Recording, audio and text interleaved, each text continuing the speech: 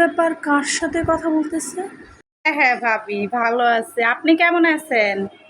হ্যাঁ ভাবি, ভাবি আপনাকে আমার অনেক দেখতে মন চায় জানেন। হ্যাঁ ভাবি, কি বলবো বলেন। হ্যাঁ হ্যাঁ,